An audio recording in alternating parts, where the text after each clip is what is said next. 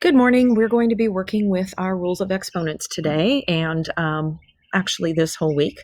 So I'm going to start by introducing each rule, starting with the product rule. You've probably seen at least the first couple of rules here before, but we're going to practice them a little bit together and then you will work on them on your own. So the product rule, that's going to be the first one here that we're going to work with. The product rule says that when you have two uh, bases or two numbers that are the same base and you're multiplying them together and they have exponents, all you have to do is add the exponents. So let me show you what that looks like when you have, for example, x squared times x to the fifth. What that means that you can do is that you can just summarize that by adding the exponents and you would get x to the seventh. And the reason why we know that's true is because x squared is x times x, and x to the fifth is all of these 5x's multiplied together, which means that when you multiply those all together, you have, in fact, 7 of them repeated in multiplication. So that's our first rule. Let's do another example with that. Let's go with 2y cubed times 2 to the fourth xy to the seventh. You'll notice that we have quite a few bases. What we're going to do is we're going to organize all the like bases together. So first I'm going to start with the coefficient 2. And this one is also a base of 2, so they are alike. So I'm going to put them next to each other. 2 times 2 to the fourth. Then I'm going to go in alphabetical order with the variables. So x only has 1 there, so we took care of that guy. And now the y's will be grouped together. So y cubed times y to the seventh.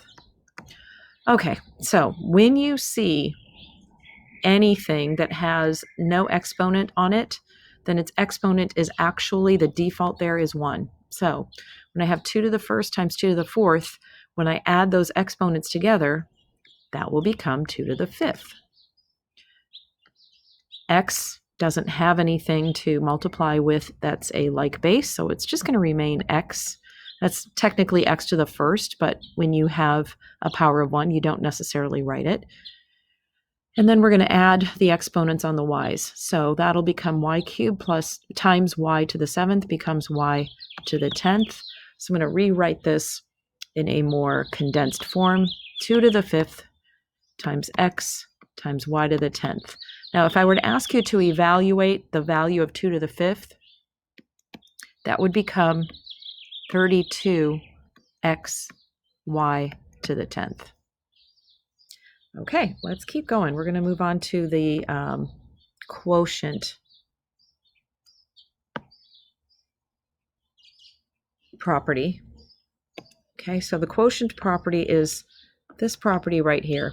It's very similar to the product property. It says that if you have two of the same base written in a quotient or written in division, then you are subtracting the exponents. So let's take a look at how that works. If I have x to the seventh divided by x to the fourth, remember a fraction is division, so x to the seventh divided by x to the fourth would be x to the 7 minus 4, which becomes x to the third.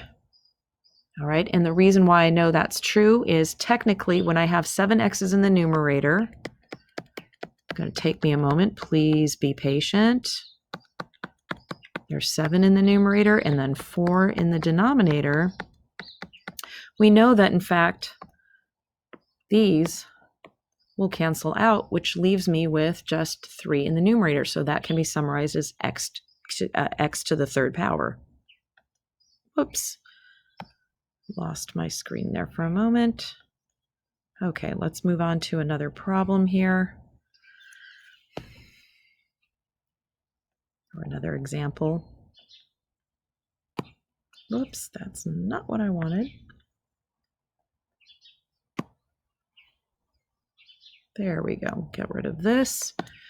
And we'll do another example with the quotient property. So let's say we have 3 to the 5th times x to the 4th times y to the 8th divided by 3 squared x to the 3rd and y squared. Okay. Again, you're going to have to work with like bases. So the 3's go together, the x's go together, and the y's go together. So this would just simplify as 3 to the 5 minus 2, x to the 4 minus 3, and y to the 8 minus 2. One more step. 3 to the 5 minus 2 becomes 3 cubed. X to the 4 minus 3 just becomes x to the 1st. We're not going to write the 1. And then y to the 8 minus 2 becomes y to the 6th. If I were to ask you to evaluate that, that means apply the power of 3 on 3 cubed. That would become 27x y to the 6th. All right, let's keep going. We're going to move on to the next property,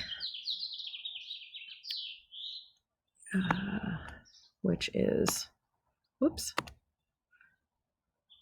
the power rule. Okay, so that's when you have a base that's raised to a power and then raised to another power again.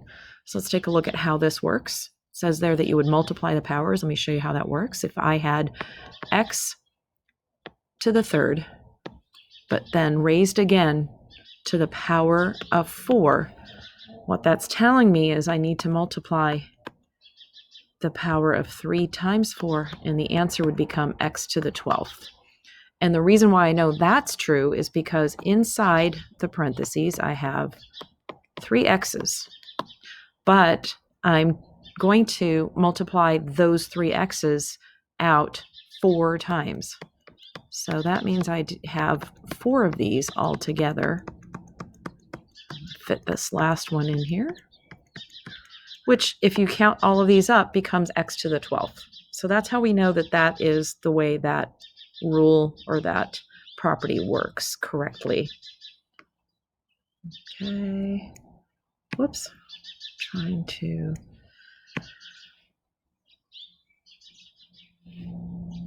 Okay, let's see if I can get this out of there. There we go. Let's do another example with this power rule. Let's say it looks like this. Let's say I have in parentheses 4 squared x cubed y squared. And I'm going to raise all of that to the 5th power. What this is asking me to do is multiply that 5 with each of the powers on the inside of the parentheses, or each of the powers on each of the bases on the inside. So that would become 4, let me rewrite that. 4 to the 2 times 5, x to the 3 times 5, and y to the 2 times 5. So we're going to have 4 to the 10th, x to the 15th, and y to the 10th. Let's do another one of these because there's one point that I want to make with this that I need you to see. Okay, so let's say that it's 2x to the 4th y, and we're raising that to the power 3.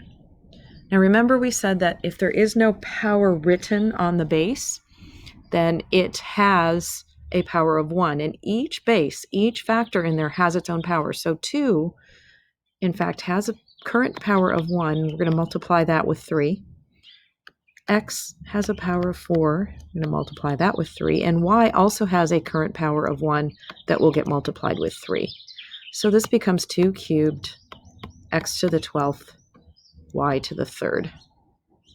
All right, just wanted to make that point if you don't see a power on the inside or on one of the bases. Let's move on to the power of a product rule, which is actually what we just did. So that is the same thing as what we just did, but I'm going to summarize it one more time. Let's say we have x to the third, y squared, z, and it's all being raised to the fourth. We're going to multiply that 4 with each of these powers. So it's x to the 3 times 4, y to the 2 times 4, and then z to the 1 times 4. So we get x to the 12th, y to the 8th, and z to the 4th. That would be the final answer there. All right. Let's keep going. Fraction rule, power of a fraction rule. So let's say that we have x cubed over y squared, all being raised to the power of 7. Just like the power of product rule, that power of 7 needs to be multiplied with each of the exponents of each of the bases inside those parentheses. So that'll become x to the 3 times 7, times 7 over y to the 2 times 7.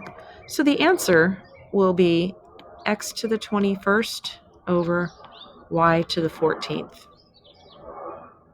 Okay, easy enough. Again, it's the power rule, and again, the power on the outside of that parentheses needs to be multiplied with all of the powers of each of the bases inside the parentheses.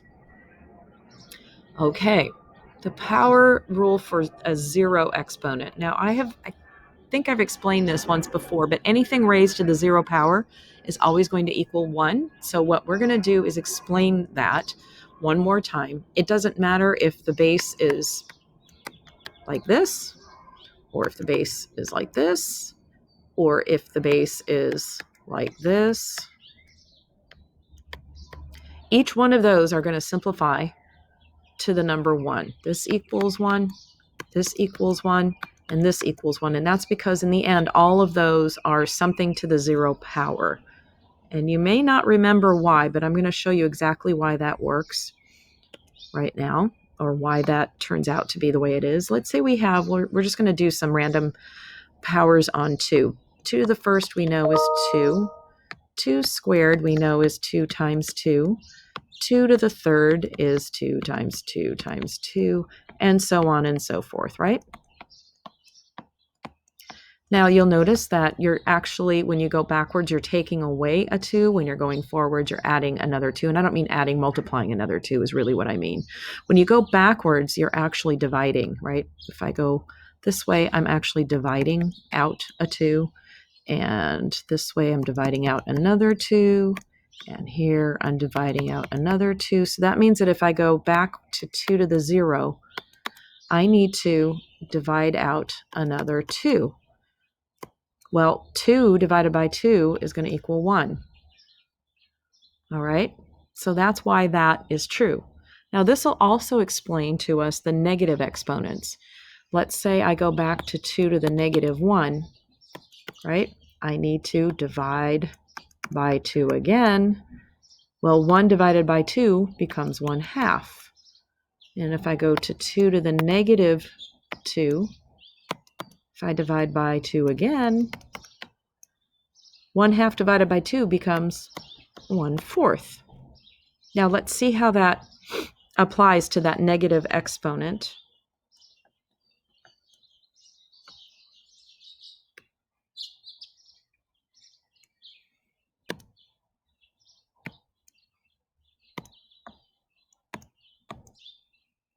Okay, so negative exponent rule, this one right here.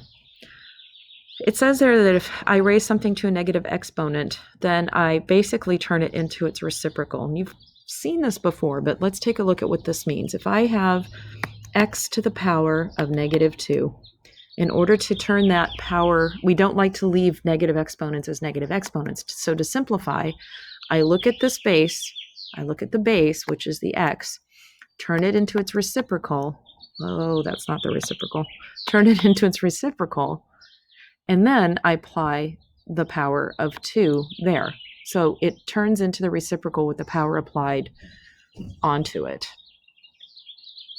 Another way that this may look is, let's say I have 2 to the power of negative 3, which we just did. That would mean that I take and turn it into its reciprocal like so, and then simplify it. That's going to be 1/8. One other way this might work out with a negative exponent, let's say we have a power of a power. Let's say I have x to the second, y to the third, and I'm applying a power of negative 1 on that. That's telling me to take a reciprocal of that base. So I'm just going to reciprocate that base, y cubed over x squared. And those are all of our power rules.